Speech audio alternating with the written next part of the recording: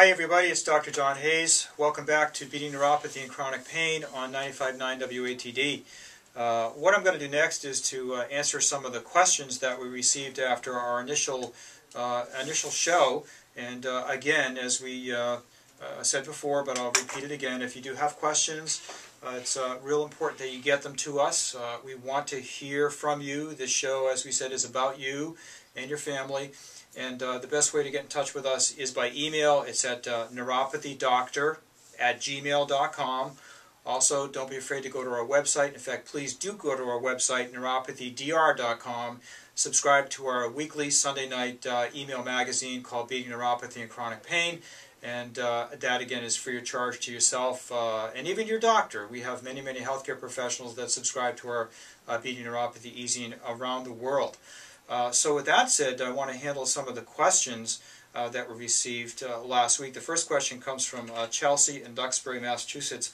And she had a question that goes something like this. I'm slated to have surgery for X condition.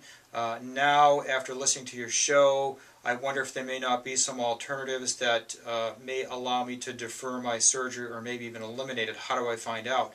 Well, the answer to that question really is to go to neuropathydr.com, look at the scroll-down menu for local treatment centers, and I'd invite you to call one of the local treatment centers and ask for a complimentary neuropathy analysis. That's a 15-minute segment that we will gladly give you in person. If you can't make it to the office or you'd rather spend the time on the phone, for whatever reason, we can arrange that too. So don't be afraid to go to neuropathydr.com, Chelsea, and get the information of the center nearest yourself, and come on in and see us or give us a call, and we're more than happy to see if we can help sort that out for you. Another question, which I thought was really important, comes from Timmy in Attleboro, and that question involves the use of self-medication. Is it possible that a family member who I observed self-medicated really contributed to the deterioration of her health? And unfortunately, the answer is yes. When we come back into the next segment of the show, one of the things we are going to be talking about is the role of medications, both prescription medications and over-the-counter medications, in some of the most serious adverse effects that we see. But the bottom line is that a lot of these medications and dietary supplements, especially taken without supervision, can have unintended consequences, as we say, and can have very, very negative effects. So certainly something to be aware of. So good questions once again. Sent to neuropathydoctor@gmail.com.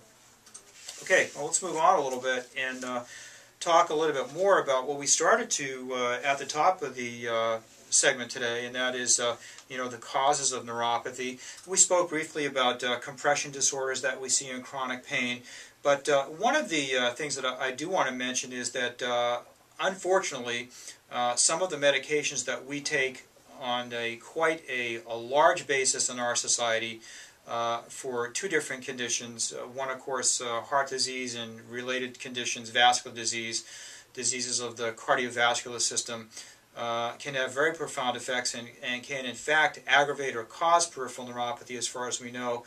And another class of medications that patients sometimes take for high blood pressure can cause peripheral neuropathy. So we want to talk about that a little bit.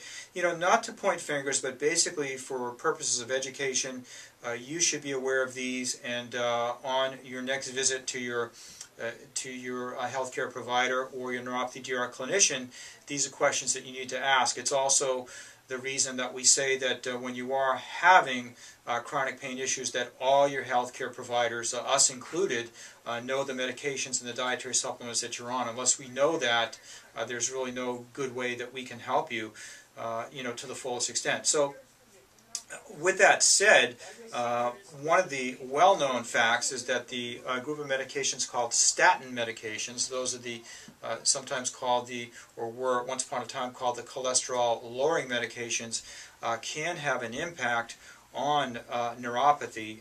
Unfortunately, it looks like a significant number of patients can develop neuropathy in association with the administration or taking of statin medication. Now, keep in mind that, as I tell patients all the time, good medicine, good health care is always a matter of risks, benefits. Just because a certain medication or drug can cause or has a side effect does not mean that you should stop taking that medication. So let me get that right out there. But it is a reason, however, to be aware, be armed with the knowledge, because knowledge is power, and have frank discussions with your healthcare providers, because if you do have neuropathy or have a combination of effect of health conditions that could combine and cause neuropathy, you want to know about it. You want to make sure all your physicians, your primary care, as well as anybody taking care of you, it has this knowledge as well, so they can point out alternatives for you. But the statin issue is a big one, because it wasn't that long ago where statins were heralded as, at one particular point in time, by very, very prominent medical journals. We thought that statins were going to be one of the saviors of mankind, and that's, not too far from the truth. The fact of the matter is that there are some good studies that have shown that when given over long periods of time, the incidence of cardiovascular recurrent effects can go down when patients take statin medications. The fact of the matter is that in many, many patients with a better lifestyle, a cleaner lifestyle, if you will, and more natural approaches, as my friend Mark Mincola talks about all the time, that we could probably reduce and in many cases probably eliminate the administration of statin medication, which of course is going to cut down on some of the cases of peripheral neuropathy that we see. One of the things I want to mention too is that there's a wide variety of what we call dose-response relationship in dietary supplements and in medications. It's a concept that was coined many, many years ago by a great biochemist called biochemical individuality. And the fact of the matter is that just because you're taking one dose that might be 10 times higher, and I'm again just making up that number, you're taking a dose that's significantly higher than your neighbor, and you don't have any problems and she does, that could in fact be due to the whole issue of biochemical individuality. So it's certainly something that we want you to be aware of. Also, again, keep in mind that medications do have additive effects, so it's important that we know all the medications that you're on in addition to the dosages. And with that said, I think we're looking at our next break pretty soon. But again, one of the things I wanted to also mention is that if you go to our website, neuropathydr.com, go to the article library, which is the tab in the upper right-hand corner.